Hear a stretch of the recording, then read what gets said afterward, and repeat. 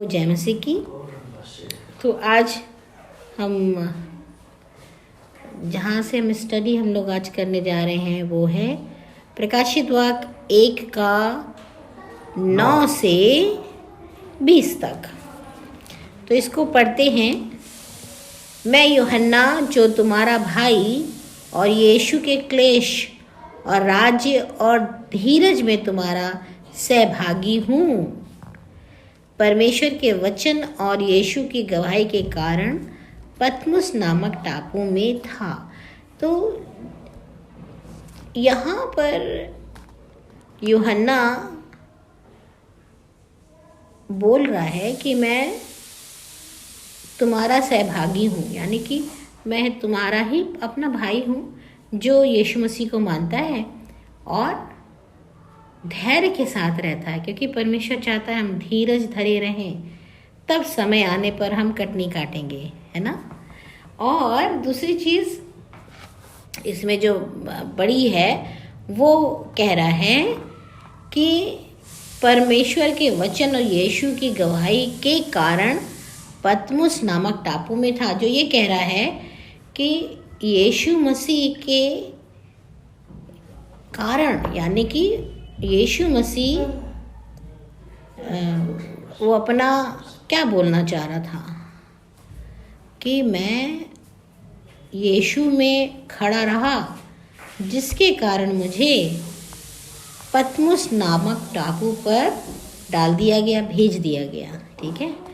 और उस टापू पर ही उसको परमेश्वर ने बाद में प्रकाशन दिया। तो जब हम यीशु पे खड़े रहते हैं तो हमें परमेश्वर बहुत कुछ दिखाता है, ठीक है। तो यहाँ पर हम आप लोगों को एक लिटिल इन्फॉर्मेशन एक बारे में बताते हैं कि पतमुस जो लिखा हुआ है पतमुस नामक टापू। तो ये पहला तो ये है कि पतमुस नामक टापू पे उसे क्यों भेजा गया। तो ये जिस समय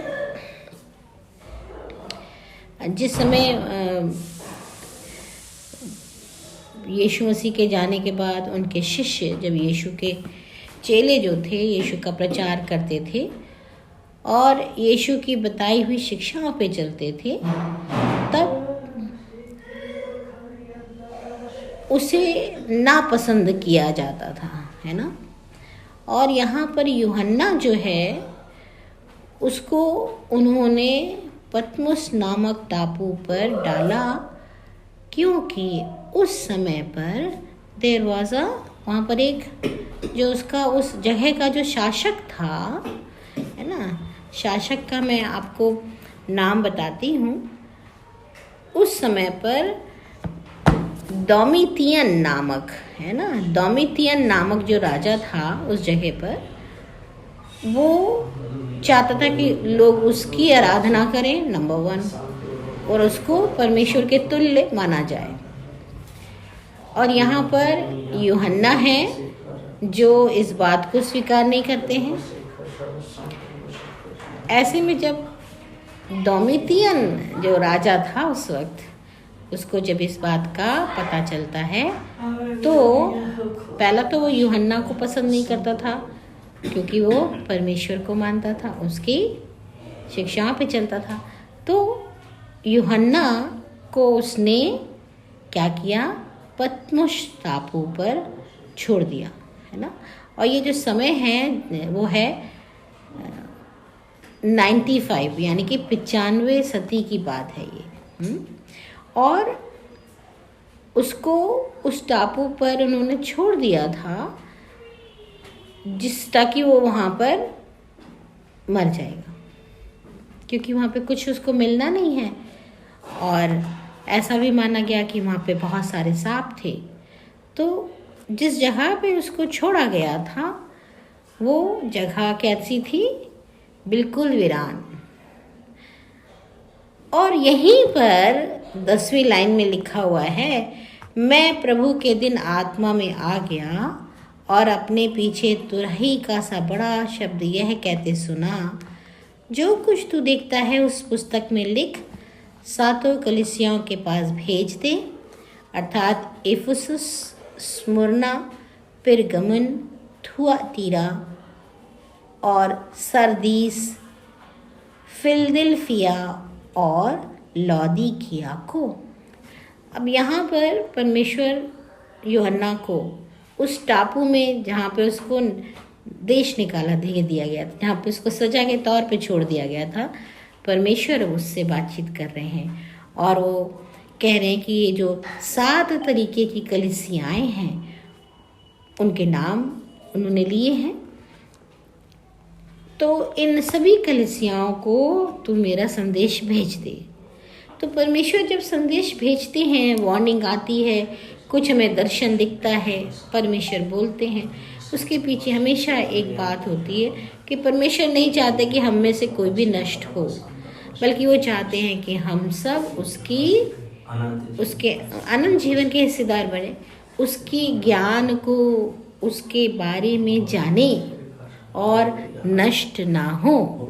तो इसीलिए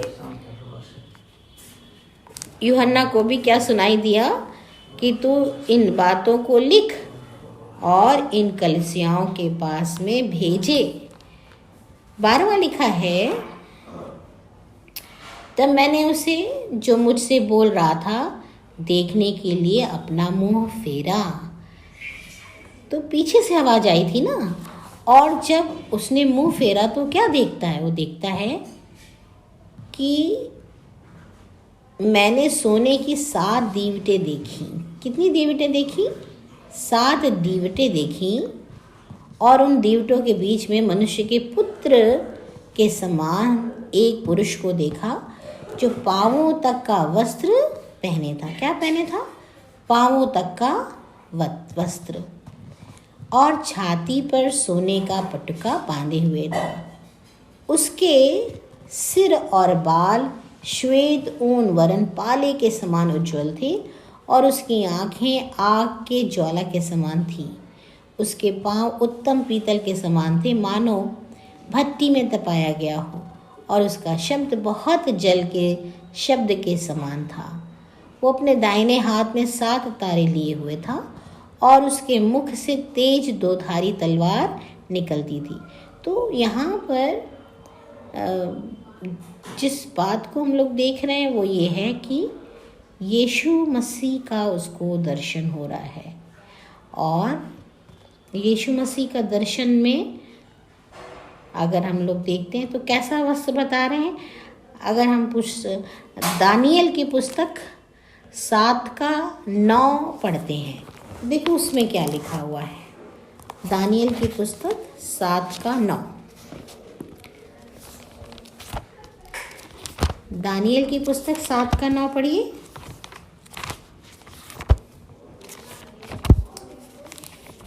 दानियल की पुस्तक 7:9।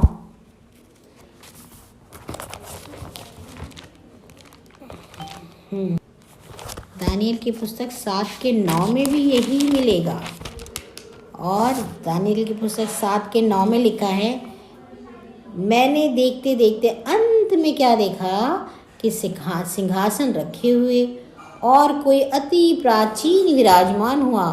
उसके वस्त्र कैसे? हिम से उज्ज्वल, और सिर के बाल निर्मल ऊन सरीखे थे। उसका सिंहासन अग्निमय, और उसके पहिए धधकती हुई आग के से दिखाई पड़ रहे थे। तो यहाँ पर क्या हुआ कि यीशु मसीह का वर्णन है ना, और प्रकाशित वाक्य में वो क्या कहता है, जब मैंने पीछे मुड़ के देखा तो किसका वर्णन दिखाई दिया? उसने जो वर्णन किया है वो मनुष्य के पुत्र के समान एक पुरुष को देखा, है ना।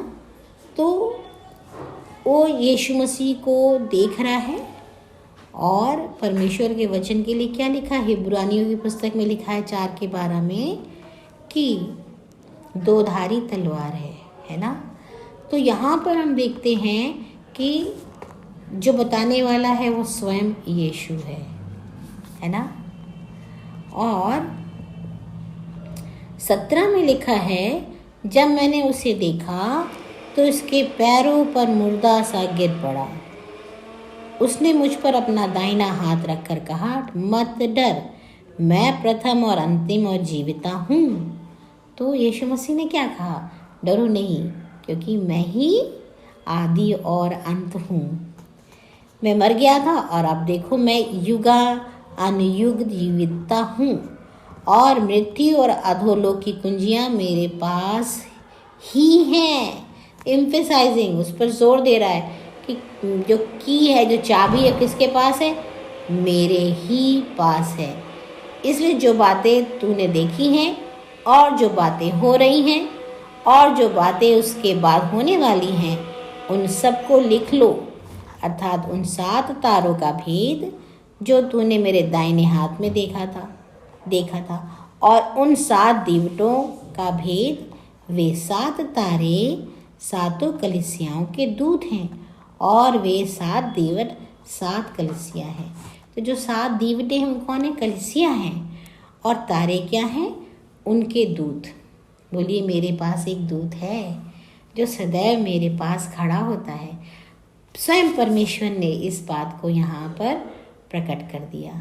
तो हम लोगों ने आज के लेसन में जो मेन बात सीखी है वो ये सीखी है कि हमारे पास एक स्वर्गदूत है, क्योंकि हम परमेश्वर की कलीसिया हैं, हम दीवटें हैं उसकी, है ना। और उसने हमको स्वर्गदूत एक तारा दिया हुआ है। वो तारा क्या है जिसके बारे में यहाँ पे लिखा, वो स्वर्गदूत है ना। और दूसरी चीज़ कि जब हम परमेश्वर में अगर हम लोग एक वचन और पढ़ते हैं, बोलिए रोमियो 8:28। क्या पढ़ने जा रहे हैं हम लोग, रोमियो की पुस्तक 8:28, ठीक है। और देखो 8:28 में क्या लिखा है, रोमियो 8:28 में लिखा हुआ है, हम जानते हैं कि जो लोग परमेश्वर से प्रेम रखते हैं उनके लिए सब बातें जो वहाँ का राजा था, जिसको यूहन्ना की बातें पसंद नहीं थी, उसने क्या किया, उसने यूहन्ना को पतमुस टापू पर देश निकाला दे दिया था। उस समय के उस राजा का नाम क्या था, डोमिटियन ने क्या किया, उसको पतमुस पर मरने के लिए छोड़ दिया, सज़ा दे दी। लेकिन वचन बताता है कि जो परमेश्वर से प्रेम रखते हैं, यूहन्ना यीशु मसीह के दिल के बहुत करीब था, वो उनसे प्रेम करता था, इसलिए सब बातें मिलकर भलाई ही को उत्पन्न करती हैं, अर्थात उन्हीं के लिए जो उसकी इच्छा के अनुसार बुलाए गए हैं। बोलो, मैं प्रभु आपकी इच्छा के अनुसार बुलाया गया हूँ, इसलिए मेरे जीवन में हर बात भलाई को ही उत्पन्न करेगी।